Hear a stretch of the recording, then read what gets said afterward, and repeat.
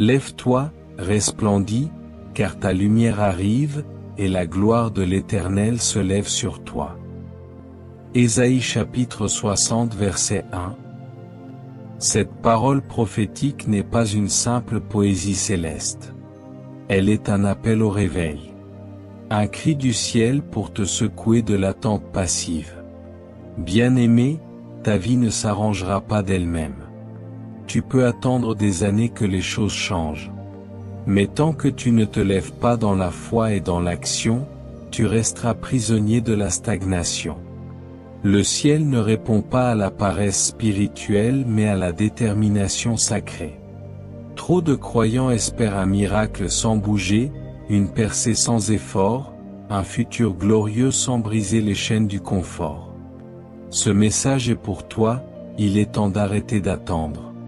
Il est temps de provoquer, par ta foi et par ton obéissance, le changement que Dieu a déjà déposé dans ton esprit. Alors reste bien jusqu'à la fin de cette vidéo, car des révélations précieuses t'attendent. Abonne-toi maintenant à cette chaîne si tu veux voir ta vie spirituelle, émotionnelle et même professionnelle monter de niveau. Clique sur j'aime pour semer dans ta propre destinée et commente cette phrase que je vais te donner tout à l'heure. Ce message va transformer ton quotidien. Il va te réveiller. Il va te défier. Il va t'élever. Tu n'es pas né pour attendre passivement, tu es né pour déclencher l'accomplissement des promesses de Dieu. Prépare-toi à découvrir des clés bibliques concrètes, des révélations puissantes, et une prière finale qui brisera les murs invisibles autour de toi. Et dès maintenant, écris en commentaire, je refuse d'attendre passivement, je choisis d'avancer dans la foi. Dans toute la Bible, Dieu n'a jamais béni l'inaction, mais il a toujours soutenu le mouvement de la foi. Lorsque Dieu appela Abraham, ce n'était pas pour qu'il reste à Ur en priant que les promesses s'accomplissent, mais pour qu'il quitte son pays, sa patrie, sa zone de confort, pour marcher vers l'inconnu. Genèse chapitre 12 versets 1 à 4. Moïse ne vit pas la mer Rouge s'ouvrir en croisant les bras, mais lorsqu'il étendit la main, sur l'ordre de Dieu, les eaux se fendirent. Exode chapitre 14 versets 15 à 21.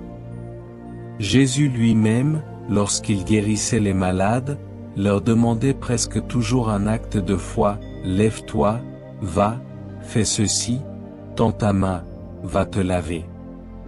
Il provoquait le changement par l'action, par la réponse humaine à la puissance divine. Trop souvent, nous prions pour que Dieu change les choses, alors qu'il attend que nous changions de position. Le paralytique de la piscine de Bethesda attendait depuis 38 ans que quelque chose se passe. Jean chapitre 5 versets 5 à 9, mais le changement ne s'est produit que lorsqu'il a obéi à la voix de Jésus. Le monde aujourd'hui enseigne la procrastination spirituelle sous un masque de patience. Mais la Bible nous enseigne l'obéissance active, la foi qui agit, qui entreprend, qui ose. Ce message est un rappel prophétique. Dieu agit au rythme de ta foi, pas de ton immobilisme.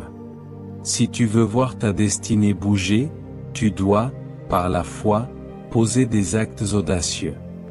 Dieu t'appelle à bouger, pas à attendre éternellement. Le ciel est prêt.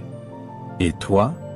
Avant que ta vie ne commence à prendre une direction divine, il te faut comprendre que Dieu a semé en toi une puissance créatrice. Mais cette puissance ne s'active pas dans l'attente passive.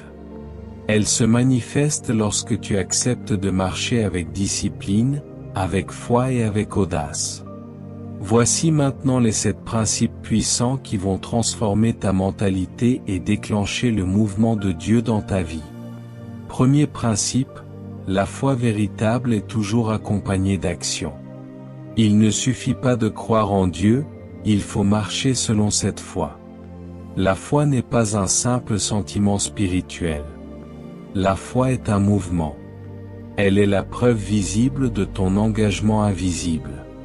Jacques chapitre 2 verset 17 dit, « Il en est ainsi de la foi, si elle n'a pas les œuvres, elle est morte en elle-même. Tant que ta foi reste silencieuse, elle est stérile. Tant qu'elle ne se manifeste pas par des choix, des ruptures, des actes, elle ne produit rien. Dieu ne récompense pas les bonnes intentions, mais la foi active. Hébreux chapitre 11 verset 6 affirme: « Or sans la foi il est impossible de lui être agréable. » Et cette foi qui plaît à Dieu pousse toujours à sortir du bateau comme Pierre, même quand les vagues grondent. Pierre aurait pu admirer Jésus de loin, rester impressionné par le miracle, mais il a dit: « Seigneur, si c'est toi, ordonne que je vienne vers toi sur les eaux. » Matthieu chapitre 14 verset 28. C'est cette audace qui a déclenché l'impossible. Beaucoup de croyants prient, mais peu marchent. Beaucoup déclarent, mais peu osent. Le potentiel spirituel que Dieu t'a donné s'éveille quand tu oses poser le pied sur les eaux de l'incertitude. Tu veux un emploi? Pose des actions. Tu veux le mariage? Prépare-toi. Tu veux grandir spirituellement? Discipline-toi. Le changement ne viendra pas te chercher. C'est toi qui dois sortir à sa rencontre avec une foi en mouvement. Le royaume de Dieu appartient à ceux qui prennent les choses spirituelles au sérieux et qui n'ont pas peur de bouger quand Dieu parle. Lève-toi, marche, obéis et tu verras la gloire de Dieu. Tu n'as pas besoin de tout comprendre pour commencer. Tu as juste besoin de faire le premier pas, et Dieu fera les suivants avec toi. Deuxième principe, l'attente prolongée sans obéissance devient une excuse spirituelle. Dans le royaume de Dieu, il y a des saisons pour attendre, mais il y a surtout des saisons pour obéir. Et l'une des grandes ruses de l'ennemi, c'est de déguiser la peur et la paresse sous le manteau d'une soi-disant attente de confirmation. Or Dieu a déjà parlé. Dieu a déjà montré. Dieu a déjà mis dans ton cœur les désirs qu'il a lui-même suscités. Philippiens chapitre 2 verset 13 déclare: « Car c'est Dieu qui produit en vous le vouloir et le faire, selon son bon plaisir. » Si Dieu met en toi le vouloir, ce n'est pas pour que tu dormes dessus. C'est pour que tu te lèves et que tu l'accomplisses. Attendre Dieu quand il est déjà en train de te dire avance, c'est désobéir. C'est fuir sous un langage pieux. Regarde Moïse au bord de la mer Rouge. Il crie à Dieu pendant que le peuple est poursuivi par Pharaon. Et Dieu lui répond en Exode chapitre 14 verset 15, « Pourquoi cries-tu vers moi? Dis aux enfants d'Israël de marcher. » Dieu voulait que Moïse avance, pas qu'il attende une nouvelle révélation. Il avait déjà le bâton, déjà l'onction, déjà le mandat. Toi aussi, tu as déjà reçu ce qu'il faut pour commencer. Tu attends que tout soit parfait, mais Dieu attend juste que tu sois fidèle avec ce que tu as maintenant. Tu attends le financement? Dieu attend ta vision écrite. Tu attends le mariage? Dieu attend ta sanctification. Tu attends que tout change autour de toi? Dieu attend que tout change en toi. L'attente devient une fuite quand elle remplace l'obéissance. Ne te cache plus derrière des prières qui n'ont d'autre but que d'éviter l'engagement. C'est l'obéissance qui ouvre la mer. C'est l'action qui appelle le miracle.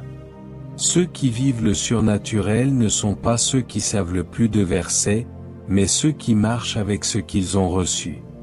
Jésus a dit en Jean chapitre 14 verset 23, « Si quelqu'un m'aime, il gardera ma parole. » Ce n'est pas dans le sentiment que l'amour se prouve, c'est dans l'action. Alors lève-toi, et commence. Cesse d'attendre un feu du ciel. Le feu est déjà venu à la Pentecôte. Il habite en toi. Agis maintenant. Troisième principe, le ciel soutient ceux qui bougent dans la foi. Le ciel n'investit pas dans la passivité, mais dans l'obéissance en mouvement. Trop de croyants attendent que les circonstances deviennent favorables avant d'agir. Pourtant, dans le royaume de Dieu, ce sont ceux qui avancent par la foi qui déclenchent l'assistance surnaturelle. Hébreux chapitre 11 verset 6 le dit clairement, « Or sans la foi, il est impossible de lui être agréable. » Dieu ne soutient pas l'inaction. Il soutient la foi en mouvement, même imparfaite.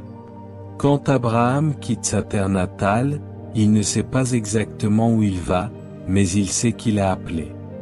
Et cela suffit.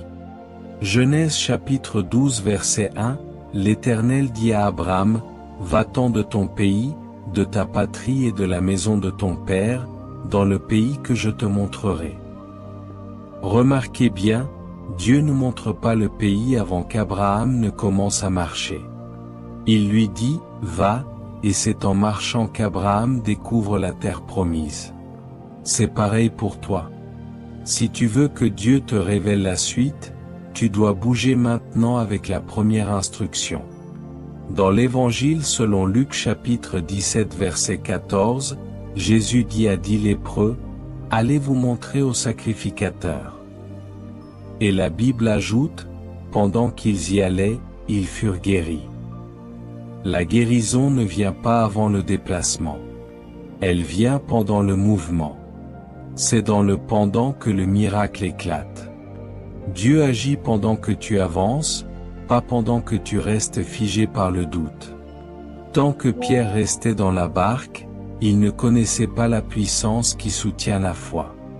Mais dès qu'il mit le pied hors de l'eau, même en tremblant, la mer devint un sol pour ses pas. Matthieu chapitre 14 verset 29, Jésus lui dit, « Viens ». Pierre sortit de la barque, et marcha sur les eaux. Si Pierre avait attendu d'être sûr, il serait resté bloqué. Le ciel cherche aujourd'hui des hommes et des femmes qui osent marcher dans des eaux inconnues, en s'appuyant non sur leur force, mais sur la parole de Dieu. Le surnaturel se manifeste pour ceux qui refusent de rester paralysés par la peur. Tu ne verras jamais la provision de Dieu si tu ne poses pas le premier acte de foi. Bouge, même si tu trembles. Agis, même si tu doutes encore un peu. Car tant que tu restes là, rien ne changera.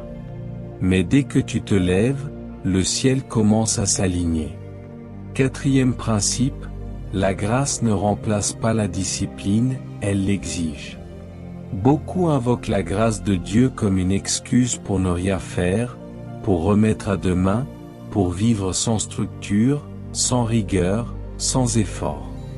Mais la grâce véritable, celle qui vient du trône de Dieu, n'est jamais un permis de paresse. Elle est une puissance pour la transformation.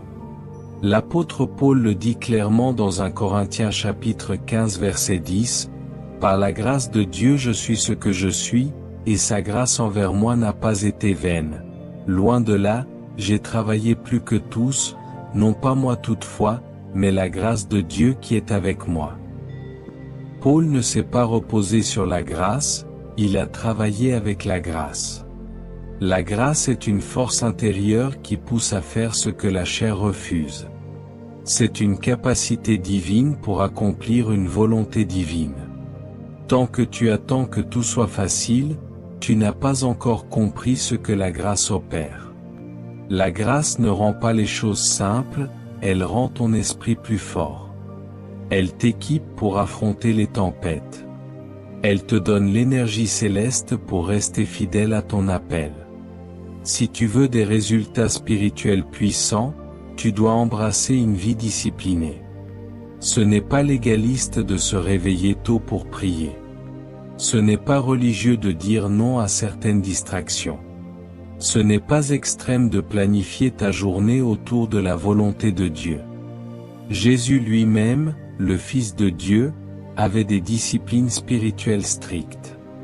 Marc chapitre 1 verset 35 nous révèle, vers le matin, pendant qu'il faisait encore très sombre, il se leva, sortit, et s'en alla dans un lieu désert, où il pria.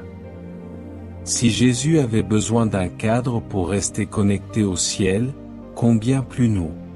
La discipline est la preuve que tu prends ta destinée au sérieux. Sans elle, tu resteras un rêveur. Avec elle, tu deviendras un bâtisseur. La grâce ne t'exempte pas de la sueur, elle te rend capable de persévérer au-delà de tes forces. Les résultats que tu cherches ne se manifestent pas dans la confusion, mais dans l'ordre, la constance et l'obéissance quotidienne. Si tu veux que ta vie change, change ton agenda. Si tu veux voir le ciel se manifester dans tes projets, sanctifie ton emploi du temps. La grâce veut couler dans ta vie, mais elle a besoin d'un canal. Ce canal, c'est la discipline. 5e principe, le changement commence toujours par une décision ferme, jamais par un ressenti passager. Beaucoup de personnes attendent de ressentir quelque chose pour changer. Elles attendent que la motivation tombe du ciel, que l'émotion les pousse à bouger, que les circonstances deviennent favorables. Mais dans le royaume de Dieu, les transformations profondes ne commencent pas par des émotions, elles commencent par une décision ferme, consciente, alignée à la parole. Moïse n'a pas attendu de se sentir prêt pour retourner en Égypte. Il a obéi à une voix, pas à une sensation. Dans Deutéronome chapitre 30 verset 19, Dieu dit à Israël, « J'ai mis devant toi la vie et la mort, la bénédiction et la malédiction. Choisis la vie, afin que tu vives. » C'est un choix. Pas une impression. Pas une sensation. Une décision. Tant que tu attends de te sentir bien, pour prier, tu ne prieras presque jamais. Tant que tu attends de sentir la foi pour commencer un projet, tu resteras paralysé. Le changement s'initie dans l'esprit, pas dans le corps. Ce que tu décides fermement, Dieu le soutient puissamment. C'est pourquoi Josué pouvait dire, « Moi et ma maison, nous servirons l'Éternel. » Josué chapitre 24 verset 15. Ce n'était pas une suggestion. Ce n'était pas une hypothèse. C'était une décision irréversible. Et cette déclaration a aligné sa destinée et celle de toute sa maison. Tu veux que ta vie change? Commence par décider. Décide de te lever tous les matins pour rechercher Dieu. Décide d'arrêter d'écouter des paroles vides et de nourrir ton âme avec la parole vivante. Décide de sanctifier ton temps, de choisir tes batailles, de couper avec ce qui t'affaiblit. Ce que tu refuses de décider aujourd'hui deviendra la source de ta stagnation demain. Les émotions vont et viennent. Mais les décisions prises dans la prière forgent le destin. Dieu ne bénit pas les intentions vagues, il bénit les engagements fermes. Ésaïe chapitre 50 verset 7 le dit ainsi, « Mais le Seigneur, l'Éternel, m'a secouru, c'est pourquoi je n'ai point été confondu, c'est pourquoi j'ai rendu mon visage semblable à un caillou, sachant que je ne serai point confondu. » C'est l'heure de te positionner. Ce que tu ne décides pas, tu le subiras. Ce que tu ne confrontes pas, te dominera. Prends aujourd'hui une décision ferme d'arrêter d'attendre. Décide de forcer le changement en alignant ton cœur à la volonté de Dieu, même si tu ne ressens encore rien. Car ce n'est pas par la sensation qu'on avance dans le royaume, mais par la foi ferme, enracinée dans l'obéissance. Et maintenant, si tu ressens cette parole, voici ce que je t'invite à commenter. Aujourd'hui, je décide de ne plus attendre. Je me lève dans la foi et j'avance. 6e principe, Dieu ne bénit pas les intentions, il bénit les actions obéissantes. Trop de croyants confondent leurs bonnes intentions avec la volonté de Dieu. Ils pensent que vouloir prier, vouloir changer, vouloir obéir suffit. Mais le ciel ne se mobilise pas pour les intentions, il agit en faveur de ceux qui passent à l'action. Jésus a dit dans Luc chapitre 6 verset 46, « Pourquoi m'appelez-vous Seigneur, Seigneur? Et ne faites-vous pas ce que je dis ?» Le problème n'est pas de proclamer Jésus comme Seigneur, mais de traduire cette proclamation en actes concrets, visibles, constants. Le changement spirituel n'est pas émotionnel, il est pratique. Ce que tu fais prouve ce que tu crois. Dieu a promis à Noé un salut pour sa famille, mais Noé a dû construire l'arche. Cela lui a pris des années de travail, d'obéissance silencieuse, d'humiliation face à ceux qui ne comprenaient pas. Mais cette arche construite en action est devenue le vaisseau du salut. De même, Abraham a reçu la promesse d'un pays, mais il a dû se lever, marcher, planter des tentes, creuser des puits. Et même lorsqu'il ne comprenait pas, il a obéi. Jacques chapitre 2 verset 17 dit, « Il en est ainsi de la foi, si elle n'a pas les œuvres, elle est morte en elle-même. » Ce que tu fais valide ce que tu dis croire. La discipline spirituelle commence le jour où tu arrêtes de confondre ton désir avec ton devoir. Ce n'est pas ce que tu veux faire pour Dieu qui compte, c'est ce que tu fais réellement.